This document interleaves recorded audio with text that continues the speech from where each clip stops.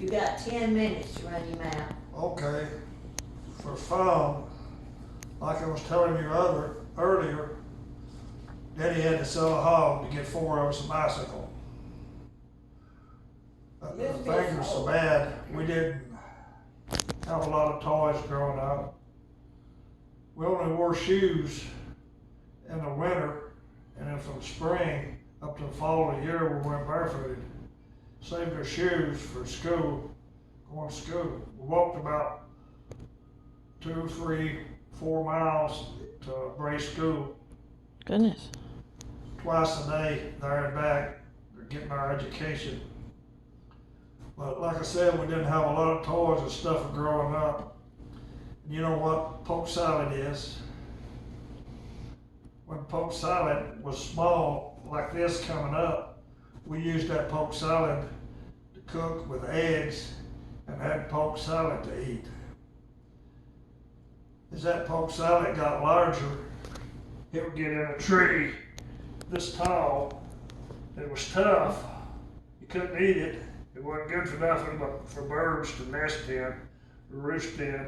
But in the fall of the year, it had pods of berries on, big pods like this. It's kind of like grapes, and those berries is just like blood red ink in them. And for fun, when those got ripe, a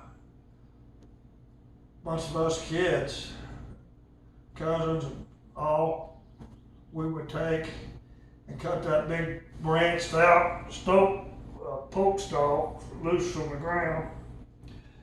Then we would have maybe a white t-shirt. If you were smart, you wouldn't have an undershirt.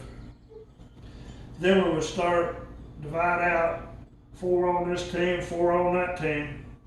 We all had one of those big branches, poke berries on it, and we would start by having a war. One team wailing the heck out of the other team. What? Back and forth till we roared the poke stalks out and the berries was all gone. And then we kind of had a judging contest. We would look at the individual that had the most red, the most berries in his hair, the blood coming out of his hair, how red his shirt was, or whatever, to see who was the one that lost the battle. Where was your mama? And where was your mama? And what on the what? I said, where was your mama? What? Gonna clean you up. What? I bet she was mad. But that was one way we had fun back then, people probably don't know about. Another one, Grandpa had a big house up there. We would play Antley Over. You ever heard of that? I've heard of Annie over Put the something. ball over the seat roof. You divide up in teams, one on one side of the house and one at the other, especially at these old country schoolhouses.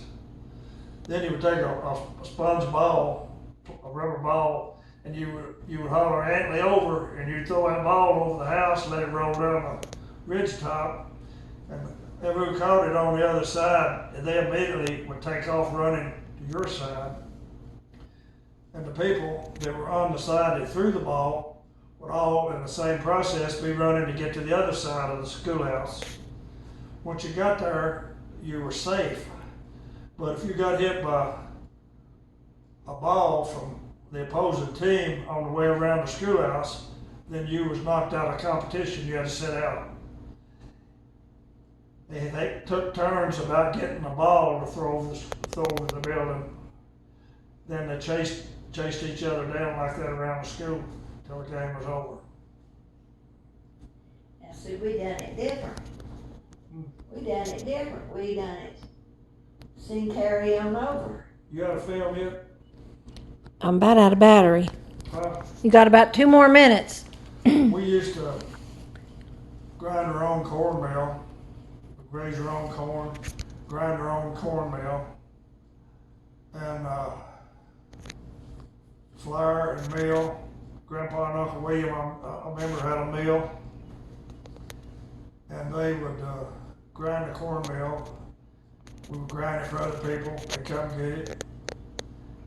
And we used our own corn mill.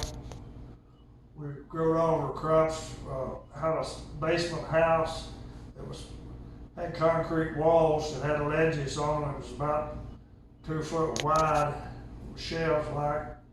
We stored the corn, we stored meal, flour, all that stuff in the basements. We even kept watermelons in the basement till Christmas.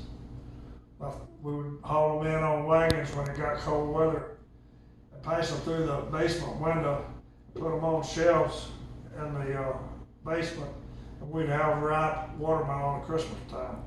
They kept that long? They didn't rot? They eventually would rot, but they would keep that long because it'd be late, maybe October or something when you put them down there full frost. Back then, they didn't get ripe till September. You know. Grandpa also had molasses boxes that he didn't use. Maybe it was after he quit making molasses, I don't remember. But he was always building something. He took a great big metal wagon wheel, but a big hay rake or something, a wheel a lot bigger than that, and he put it up on a post about 6 foot high with 4x4s running across that wheel, bolted to it. And this wheel would turn in a circle. He took those molasses boxes, one of them, and cut them in half, put them back together, and put them up on top of that wheel about 6 foot off the ground. And that was a ride that he gave us kids when we was growing up, a ride in. It was high off the ground. We couldn't get into it to ride. So Grandpa or somebody would always have to help us into the tub. I call it a molasses tub. Then it would turn that either by a mule pulling it around and around, or somebody turning it by hand, and everybody would ride in a molasses tub, which Grandpa had turned into a merry-go-round.